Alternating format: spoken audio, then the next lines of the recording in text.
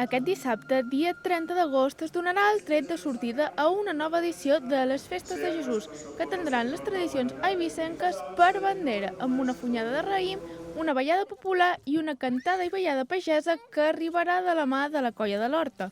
El programa de Festes de Jesús seguirà diumenge amb l'11a edició del torneig d'escacs i un dinar i una missa en homenatge a la gent gran. Dimecres, dia 3 de setembre, es farà el tradicional pregó d'aquestes festes que tindran esdeveniments per tots els gustos. Convidàvem a tothom a venir a les festes de Jesús, que com sempre tenim aquí animació a la plaça totes les tardes i nits i a disfrutar dels concerts i dels eventos que fem.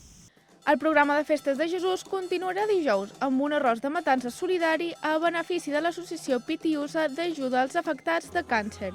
La música també ocuparà un lloc destacat, amb grups i DJs d'estils ben variats amb una festa Back to the Hits amb la millor música dels anys 60, 70 i 80 el divendres 5 de setembre.